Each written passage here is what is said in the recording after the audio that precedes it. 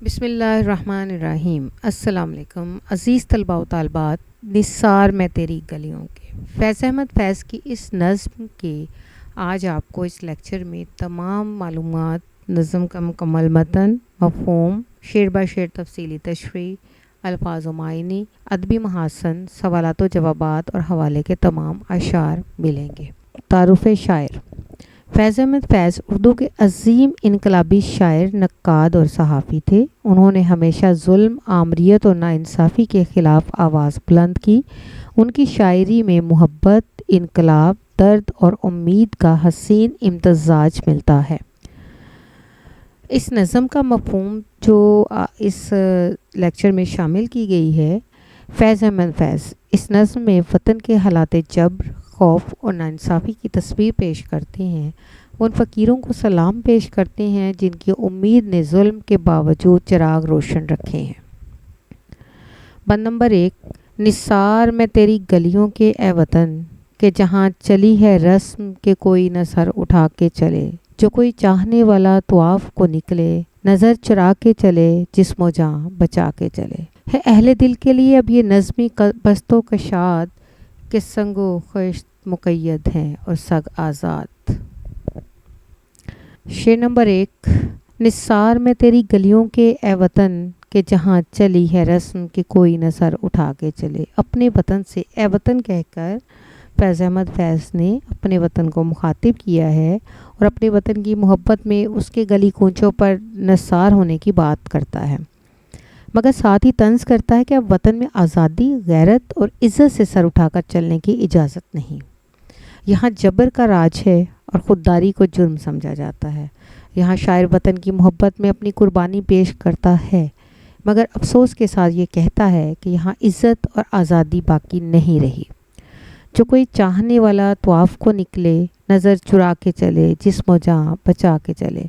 اب جو بھی وطن کی محبت میں قربانی دینے والا نکلتا ہے، وہ ڈرتا ہے، نظریں بچاتا ہے، اپنی جان کو خطرے سے بچاتا ہے۔ جبر کا عالم ایسا ہے کہ لوگ جذبے کے ساتھ نہیں، چھپ کر چلتے ہیں۔ جبر کی فضا ایسی ہے کہ محبت کرنے والوں کو چھپ کر چلنا پڑتا ہے۔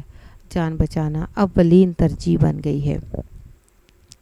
اہل دل کے لیے اب یہ نظمیں بست و کشاد کہ سنگ و خشت مقید ہیں اور سگ آزاد۔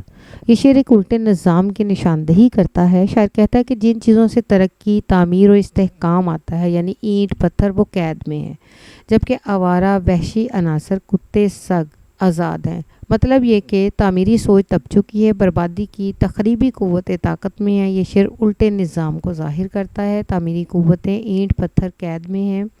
یہ تعمیری قوتوں سے مراد عوام بھی ہو سکتی ہے، اور جو لوگ اچھے کام کرتے ہیں وہ لوگ بھی ہو سکتے ہیں، اور تخریبی عناصر سگ یا ظالم لوگ جو آزاد ہیں۔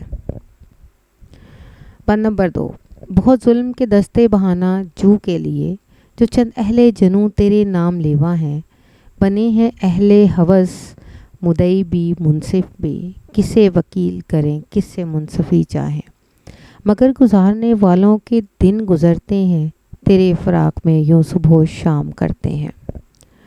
پہلا مصرع ہے: بہت ہے ظلم کے دستے بہانا جو کے لیے۔ شاعر یہاں ظلم کو ایک شخصی قوت کی صورت میں پیش کرتا ہے۔ دستے بہانا جو کا مطلب ہے ایسا ہاتھ جو ہمیشہ بہانہ ڈھونڈتا ہے ظلم کرنے کے لیے، یعنی ظلم کرنے والوں کے پاس ہر بار نیا جواز، نیا قانون، نیا بہانہ موجود ہوتا ہے تاکہ وہ جبر کو جائز ثابت کر سکے۔ دوسرا مصرع: جو چند اہل جنوں تیرے نام لیوا ہیں۔ شاعر کا خطاب یہاں وطن محبوب، حقیقی یا انقلاب سے ہے۔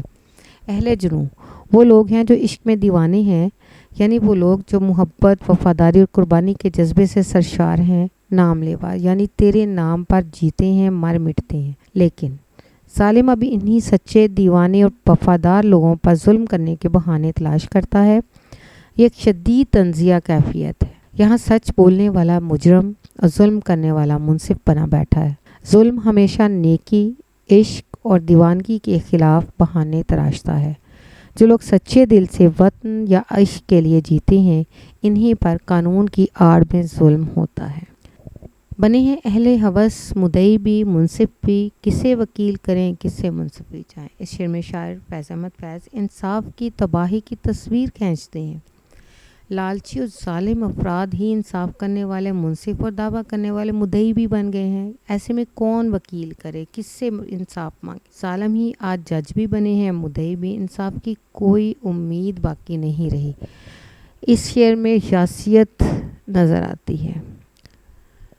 مگر گزارنے والوں کے دن گزرتے ہیں, تیرے فراق میں یوں صبح و شام کرتے ہیں. دونوں مصروں میں وہی مزاحمتی صابر اور عاشقانہ لہجہ ہے جو فیض کی پہچان ہے.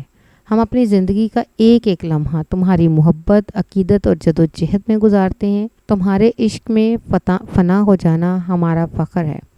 تیرے فراق میں ایک علامتی اظہار ہے جو عشق, عقیدت, قربانی اور سپردگی کی گہرائی کو ظاہر کرتا ہے. یہ فراق محبوب, وطن, حق کا راستہ یا کوئی اعلیٰ مقصد ہو سکتا ہے. شاعر کہتا ہے کہ ہم اپنی زندگی, وقت, جذبے, سب کچھ تیری راہ میں صرف کر رہے ہیں. دن رات, صبح و شام, ہر لمحہ ہم تجھ پر نچھاور کر رہے ہیں. ادبی محاسن کی جب بات ہوتی ہے تو سنگ و خشت کو قیدی بنانا معاشرے کی تعمیری قوتوں کی قید کی تشبیہ ہے. سگ سے مراد ظالم و جابر لوگ ہیں. دستے بہانہ جو ظلم کرنے والے ہاتھ کے لیے استعارہ ہے. کسے وکیل کریں, کس سے منصفی چاہیں میں تکرار سے شدت احساس نظر آتی ہے. اہل جنوں, سچے باوفا انقلابی لوگ, ظلم بمقابلہ جنون عشق, یہ تضاد ہے.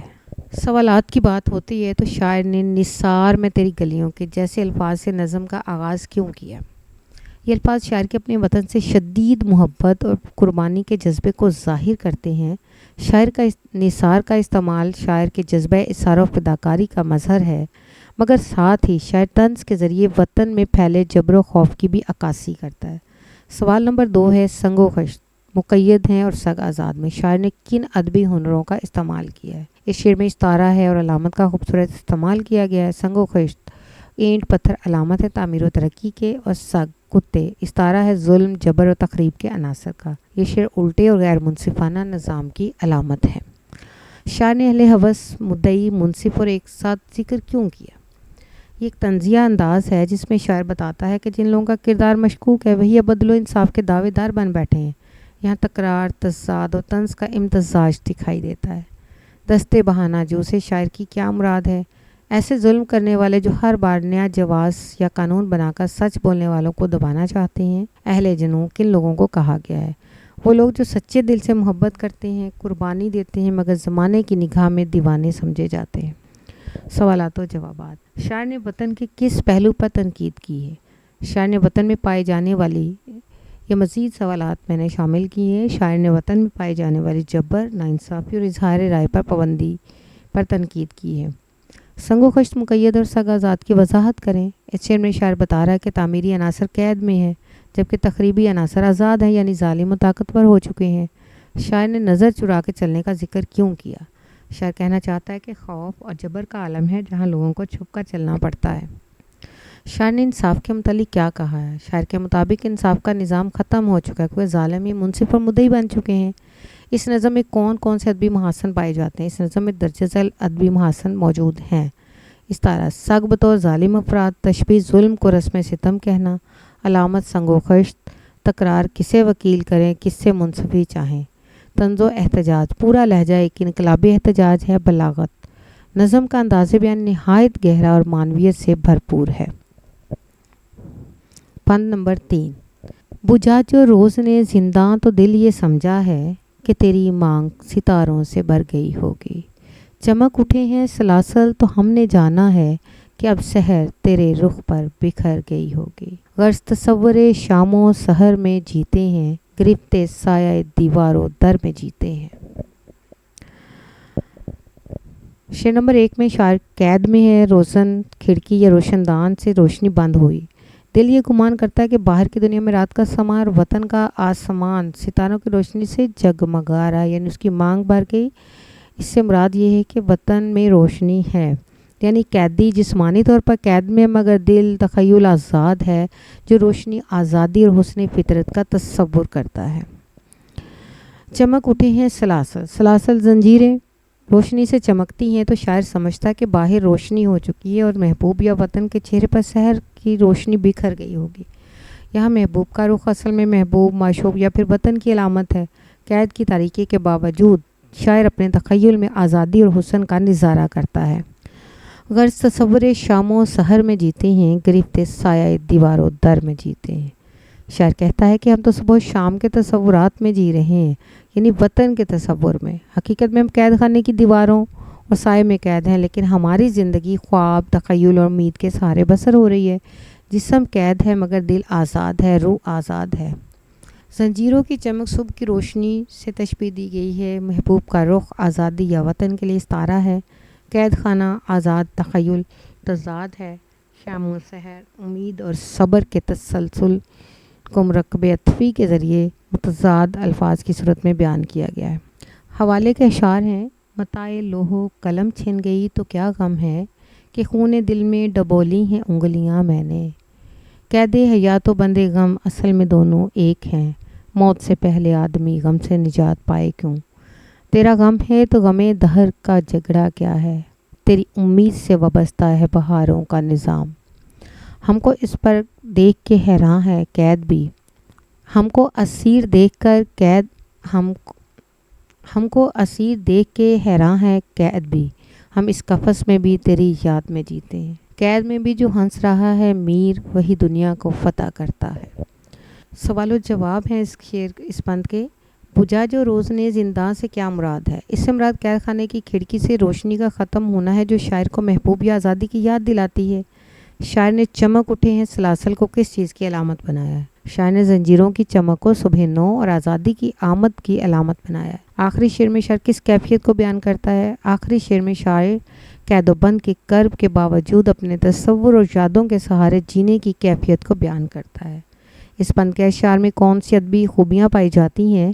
ان میں تشبیہ، استعارہ، علامت، صنعت تضاد، جدائی اور امید کا حسین امتزاج پایا جاتا ہے۔ اس بند کا مجموعی پیغام ہے کہ فیض کے مقصور اسیرانہ لب و لہجے کی عکاسی کرتے ہیں۔ جسم پر قید و بند کی سختیاں ہیں لیکن تخیل اور امید زندہ ہے۔ ظلم اور پابندیاں وقتی ہیں مگر شاعر اپنی نظر سے باہر کی خوبصورت دنیا کو محسوس کرتا ہے۔ محبوب کا رخ دراصل آزادی، وطن اور انقلاب کا استعارہ ہے۔ بند نمبر 4۔ یوں ہی ہمیشہ الجھتی رہی ہے ظلم سے خلق، نہ ان کی رسم نئی ہے نہ اپنی ریت نئی۔ یوں ہی ہمیشہ کھلائے ہیں ہم نے آگ میں پھول، نہ ان کی ہار نئی ہے نہ اپنی جیت۔ اسی سبب سے فلک کا گلہ نہیں کرتے، تیرے فراق میں ہم دل برا نہیں کرتے۔ پہلے شعر میں شاعر کہتا ہے کہ ہم نے ہمیشہ آگ میں بھی پھول کھلائے ہیں، یعنی دکھ، مصیبت، ظلم کے عالم میں بھی ہم نے محبت، امید اور حوصلہ قائم رکھا۔ اس جدوجہد میں نہ ان کی شکست کوئی نئی بات ہے نہ ہماری کامیابی کوئی انوکھی، یہ جدوجہد صدیوں پرانی ہے۔ دوسرے شعر میں شاعر کہتا ہے کہ اسی وجہ سے ہم آسمان، فلک، تقدیر یا حالات سے شکوہ نہیں کرتے، نہ ہی تیرے فراق میں دل برا کرتے ہیں، یعنی ہم صبر و حوصلہ رکھتے ہیں، حالات کا مقابلہ شکایت کے بجائے ہمت کے ساتھ کرتے ہیں۔ تیسرے شعر میں شاعر واضح کرتا ہے کہ ہمیشہ سے ہی ظالم اور عوام کے درمیان کشمکش رہی ہے۔ یہ لڑائی پرانی ہے، نہ ظلم کی روایت نہیں ہے نہ عوام کی مزاحمت، یہ ابدی کشمکش ہے جس کا سلسلہ کبھی رکا نہیں۔ ادبی محاسن ہے اس شعر کے۔ تشبیہ ہے: کھلائے ہیں آگ میں پھول۔ آگ میں پھول کھلانے کی تشبیہ یعنی مشکلات میں بھی امید اور خوبصورتی پیدا کرنا۔ استعارہ: فلک کا گلہ حالات یا تقدیر سے شکوہ کا استعارہ ہے۔ صنعت تضاد: ہار اور جیت دونوں متضاد لفظ ایک ہی شعر میں معنی کو مضبوط بناتے ہیں۔ خلق، ظلم، ان ظلم کرنے والے عوام کا تضاد ہے۔ صنعت تکرار: نہ ان کی جیت نہیں ہے نہ ان کی جیت نہیں نہ اپنی ہار نہیں، تو یہ نہیں، یہ الفاظ تکرار نے شعر میں جلال اور زور پیدا کیا ہے۔ یوں ہی ہمیشہ کی تکرار تاریخ کی مسلسل جدوجہد کو دہراتی ہے۔ صنعت امرات النظیر: ہار، جیت، فلک، فراق سب الفاظ جدوجہد، حالات اور انجام کے ایک ہی دائرے سے تعلق رکھتے ہیں۔ حوالے کے اشعار: فیض احمد فیض کا ایک اور شعر مزاحمت پر: نثار میں تیری گلیوں کے وطن کے جہاں، چلی ہے رسم کے کوئی نہ سر اٹھا کے چلے۔ اقبال کا شعر جدوجہد کی روایت پر: ستاروں سے آگے جہاں اور بھی ہیں، ستاروں سے آگے جہاں اور بھی ہیں، ابھی عشق کے امتحان اور بھی ہیں۔ اس بند کے سوال و جواب ہیں: کھلائے ہیں آگ میں پھول سے کیا مراد ہے؟ اس سے مراد ہے کہ ظلم و جبر اور سختیوں کے ماحول میں بھی امید، حوصلہ اور جدوجہد کو زندہ رکھنا۔ شاعر فلک کا گلہ کیوں نہیں کرتا؟ کیونکہ یہ کشمکش اور جدوجہد صدیوں پرانی ہے، اس لیے شاعر حالات کو تقدیر کا شکوہ کرنے کی بجائے صبر اور ہمت سے کام لیتا ہے۔ ظلم سے خلق کی کشمکش کو شاعر نے کس طرح بیان کیا؟ شاعر نے کہا ہے کہ عوام اور ظلم کی یہ کشمکش ہمیشہ رہی ہے، یہ نہ نئی بات ہے اور نہ ہی اس کی مثالیں تاریخ میں پہلی بار نظر آ رہی ہیں۔ ان اشعار میں کون سی ادبی خوبیاں ہیں؟ ان میں تشبیہ، استعارہ، صنعت تضاد، تکرار اور علامتی شاعری پائی جاتی ہے۔ بند نمبر 5، گر آج تجھ سے جدا ہیں تو کل باہم ہوں گے، یہ رات بھر کی جدائی تو کوئی بات نہیں، اگر آج اوج پہ ہے تالے رکیب تو کیا، یہ 4 دن کی خدائی تو کوئی بات نہیں، جو تجھ سے عہد وفا استوار رکھتے ہیں، علاج گردش لیل و نہار رکھتے ہیں۔ شعر نمبر 1، اگر آج تجھ سے جدا ہیں تو کل باہم ہوں گے، یہ رات بھر کی جدائی تو کوئی بات نہیں۔ شاعر کہتا ہے کہ اگر آج ہم جدا ہیں، اس جدائی پر مایوس نہیں ہونا چاہیے، کیونکہ کل دوبارہ ملنے کی امید باقی ہے۔ یہ جدائی وقتی ہے، جیسے رات کے بعد دن ضرور آتا ہے۔ شاعر پر امید ہے۔ دوسرے شعر میں شاعر کہتا ہے کہ اگر آج ہمارا دشمن یا رقیب قسمت کے عروج پر ہے، طاقت اور اختیار رکھتا ہے، تو یہ بھی عارضی ہے، دنیا کی خدائی یا اقتدار ہمیشہ کے لیے نہیں ہے۔ شاعر شعر نمبر 3 میں کہتا ہے کہ اپنے محبوب کو یقین دلاتا ہے کہ جو لوگ اس سے وفاداری کا وعدہ کرتے ہیں وہ وقت کی سختیوں گردش ایام کا سامنا کرنے کا حوصلہ رکھتے ہیں، وہ محبت میں ثابت قدم رہتے ہیں اور وقت کے امتحان سے نہیں گھبراتے۔ اس بند کے ادبی محاسن ہے تشبیہ و استعارہ۔ رات بھر کی جدائی کو عارضی دکھ کی علامت بنایا گیا ہے۔ اوج پہ تالے رکیب، دشمن کے عروج کو استعارے کے طور پر استعمال کیا گیا ہے۔ صنعت تضاد، جدائی اور باہم ہونا، رات اور دن، اوج اور زوال۔ تضاد سے شعر کے معنی میں حسن پیدا ہوا ہے۔ صنعت تکرار، کوئی بات نہیں کی تکرار نے عزم اور حوصلے کو ابھارا ہے۔ رمز و کنایا، گردش لیل و نہار، وقت اور حالات کی تبدیلی کا کنایا۔ فلسفیانہ رنگ، ان اشعار میں وقت کے عارضی ہونے اور حوصلے کے مستقل ہونے کی فلسفیانہ سوچ جھلکتی ہے۔ شاعر جدائی کو کوئی بڑی بات کیوں نہیں سمجھتا؟ کیونکہ وہ جدائی کو عارضی سمجھتا ہے اور یقین رکھتا ہے کہ کل دوبارہ ملاقات ہوگی۔ اوج پہ تالے رکیب کا کیا مطلب ہے؟ اس کا مطلب ہے کہ دشمن یا مخالف اس وقت عروج اور کامیابی کی حالت میں ہے۔ شاعر محبت کو کس چیز کے ساتھ جوڑتا ہے؟ شاعر محبت کو وفاداری، صبر اور وقت کے امتحان سے جوڑتا ہے۔ ان اشعار میں بنیادی پیغام کیا ہے؟ بنیادی پیغام یہ ہے کہ مشکلات اور دشمن کا غلبہ وقتی ہے، اصل کامیابی محبت اور وفاداری کی پائیداری میں ہے۔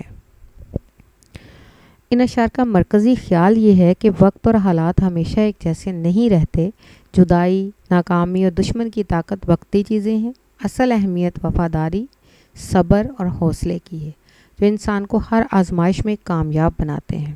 اختتامیہ، آج کی اس نظم کا اختتامیہ میں اس بات پر کروں گی کہ یہ نظم صرف ایک ادبی شاہکار نہیں بلکہ سچائی، حوصلے اور استقامت کی تصویر ہے۔ فیض احمد فیض کا یہ کلام ہمیں ظلم سہنے کی بجائے آواز اٹھانے کی تلقین کرتا ہے، اور میں امید کرتی ہوں عزیز طلباء و طالبات کہ آپ لوگوں کے لیے میرا یہ لیکچر بہت مفید ہوگا، معاونت کرے گا آپ کے تمام امتحانی نقطہ نظر سے آنے والے سوالات، چاہے وہ تشریح کے ہوں، MCQs ہوں یا آپ کے مختصر سوالات ہوں۔ آپ کے تمام سوالات کے لیے میرا یہ لیکچر آپ کی معاونت کرے گا۔ اگر آپ کو میرا یہ لیکچر پسند آیا ہو تو کمنٹس کیجیے گا، لائک کیجیے گا، سبسکرائب کیجیے گا اور دعاؤں میں یاد رکھیے گا۔ اللہ حافظ۔